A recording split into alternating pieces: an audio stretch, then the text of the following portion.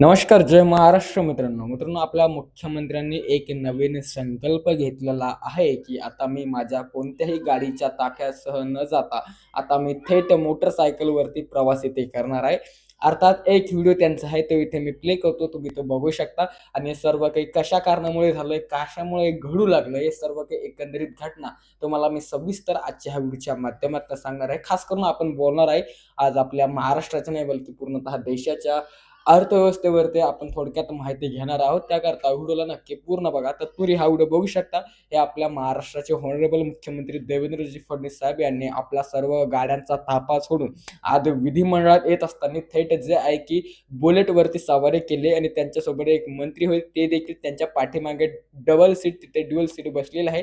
हेल्मेटसह पूर्ण सेफ्टीसह ते बसलेले आहे, जे की तुम्हाला व्हिडिओमध्ये दिसतच असेल. आता नेमकं हे कशामुळे घडू लागलं, काय घडू लागलं, हा प्रश्न तुम्हाला देखील पडला असेल.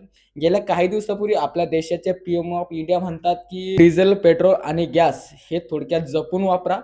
कुछ संकल्प लेने होंगे और उन संकल्पों को पूरे समर्पण भाव से पूरा करना होगा। जैसे एक बड़ा संकल्प है पेट्रोल डीजल का संयम से इस्तेमाल करना।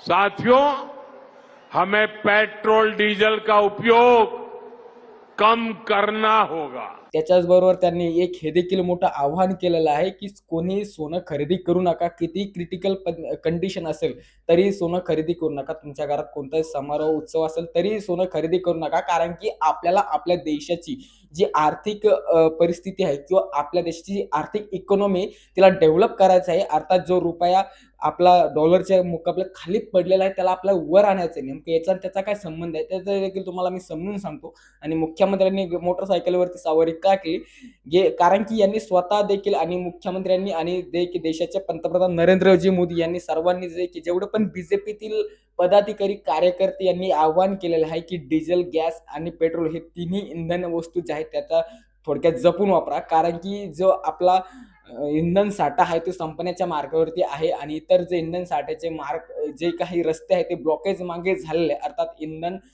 येणारे जेवढे पण काही मार्ग आहे ते बंद झालेले आहे. मित्रांनो, तुम्हाला सांगू शकतो की आपल्या भारताची अर्थव्यवस्था ज्यांनी हे आव्हान दिलं होतं, की ज्यांनी ही घोषणा केली होती की 7व्या क्रमांकावर आपल्या भारताची अर्थव्यवस्था ती आपण 3ऱ्या क्रमांकावर आणली, बल्कि ही 3ऱ्या क्रमांकावर नाही, बल्कि तर माझ्या नजरेस ती 10व्या क्रमांकाच्या देखील पुढे गेलेली आहे असंही म्हणायला काही हरकत नाही. कारण की जो आपला रुपया आहे तो US डॉलरच्या मुकाबले तुलनेमध्ये अर्थात जे आहे की $1 इज इक्वल टू ₹1. आपला ₹1 जसे आपले 100 रुपये तिथे लागतात. जर कधी 100 रुपये तुम्ही गोळा केले तर कुठे $1 तिथे बनू लागला. आता 95च्या क्रॉस एका $1ची किंमत तिथे गेली आणि साहजिकच आहे कोणत्या पण देशात जिथून पण आता आपल्याला तेल आयात करायचं असतं, इंधन तेल जे कच्चं तेल असतं ते कच्चं तेल आयात करण्यासाठी ज्याचं जे पेमेंट केलं जातं ते $मध्ये केलं जातं आणि $ला खरेदी करण्यासाठी रुपयाची आपल्याला व्हॅल्यू तिथे चुकवावी लागते आणि रुपयाची व्हॅल्यू एवढी डाऊन झाली $च्या मुकाबल्यात की तेवढं शक्यच नाही होऊ लागले. म्हणून आपल्या देशाचे पंतप्रधान जे की नरेंद्रजी मोदी यांनी आवाहन केलेलं आहे की आपल्याला रुपयाची व्हॅल्यू परत वर आणायची आहे आणि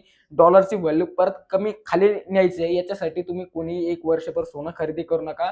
त्याचबरोबर जे की इंधन तेल जसं की गॅस, डिझेल जेवढं पण फ्यूलच्या वस्तू असेल त्या थोड्या जपून वापरा. अर्थात त्याचा सर्व काही उपयोग कमी करा. म्हणून यांनी सर्वांनी जे आहे की आपले ताफे सोडून जे त्यांच्या मागे जे काही 150 गाड्यांचे ताफे असतात त्यांच्या सिक्युरिटीसाठी ते कमी करून आता ते मोटरसायकलवरती फिरू लागले. आता हे साहजिकच पाहणं पुढील येत्या काळातील बघणं गरजेचं आहे की किती दिवस हे मोटरसायकलवरती फिरतात हे पाहणं गरजेचं आहे. मित्रांनो, असं का घडलंय कशाने, एक व्हिडिओ नरेंद्रजी मोदी यांचा मी प्ले करतो. यांनी स्वतः एक आव्हान केलं होतं मागील 2014च्या अगोदर की मैं भी सरकार में शामिल हूं, ऐसा कभी हो ही नहीं सकता क्योंकि डॉलर की किंमत इतनी रुपए के मुकाबले इतनी कभी बढ़ ही नहीं सकती, असं त्यांनी स्वतः आव्हान ते केलं होतं. ये ऐसे नहीं होता मित्रों, मैं शासन में बैठा हूं, मुझे मालूम है इस प्रकार से रुपया इतनी तेजी से गिर नहीं सकता। अरे ये नेपाल का रुपया नहीं गिरता है, बांग्लादेश की करेंसी नहीं गिरती है, पाकिस्तान की करेंसी नहीं गिरती, श्रीलंका की करेंसी नहीं गिरती।